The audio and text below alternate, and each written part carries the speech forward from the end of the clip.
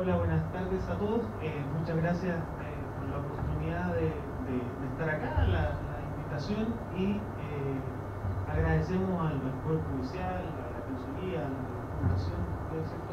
de Academ, la oportunidad. Y me gustaría referirme muy brevemente a algunos temas que se han tocado que considero que son bastante relevantes, pero separando algunas cosas. Respecto del tema del cultivo y el cultivo personal, ¿cierto? Entendemos que nuestra institución, y tanto es así que la propia Fiscalía Regional del Maule, para que ustedes también lo sepan, en los últimos 2 años hemos aplicado el principio de oportunidad en todos aquellos casos, es decir, no hemos perseguido ningún caso de cultivo falta, porque entendemos que muy probablemente desde la existencia de estos fallos justamente de la excelentísima Corte Suprema ha cambiado la mirada y entendemos que efectivamente hay que darle una perspectiva, ¿cierto? Una interpretación a lo mejor más amplia de lo que nosotros veníamos dando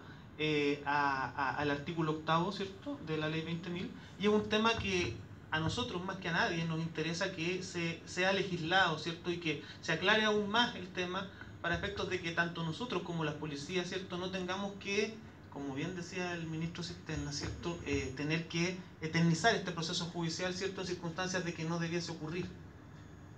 Así que entiendo que nosotros como institución estamos en esa misma cruzada y por lo tanto creo representar en esto a la institución. Tú mismo lo decías, nuestra misma unidad de droga y el propio fiscal nacional tiene una particular intención de que eso ocurra. Por otra parte, también un tema muy relevante y que creo que es la oportunidad de que sea expuesto, dice relación con los tratamientos, los tribunales de tratamiento de drogas, ¿cierto? Esa cruzada, ¿cierto?, que fue iniciada por el Poder Judicial y a la que nosotros nos hemos incorporado de manera muy activa, y también lo ha hecho la Defensoría, entendemos que viene a ser una respuesta justamente a este otro efecto nocivo que produce muchas veces el consumo de drogas en personas a las cuales ya les comienza a hacer daño. Y entendemos que esa iniciativa ha sido levantada por la Fiscalía y los tribunales de justicia, la Defensoría, tanto es así que en la actualidad en Curicó funciona un tribunal de tratamiento de drogas y las personas que forman parte desde el punto de vista de la institución, ¿cierto? Que en este minuto no recuerdo el nombre, pero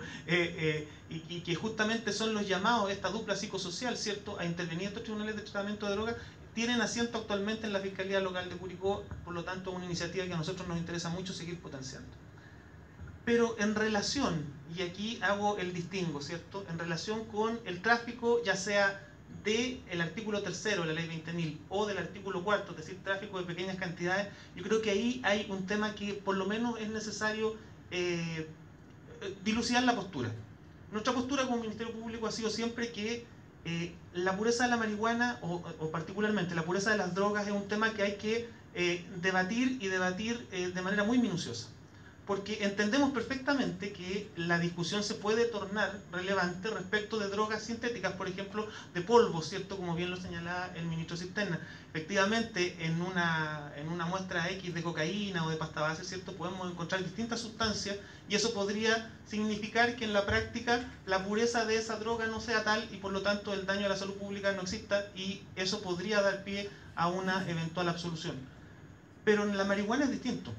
Cuando tenemos tráfico de marihuana, entendámoslo así, tráfico, ¿cierto? Tráfico probado con otros antecedentes, distintos a la cantidad, porque la cantidad tiene que ser tomada como eso, como un elemento más a tomar en consideración. Tenemos escuchas telefónicas, tenemos,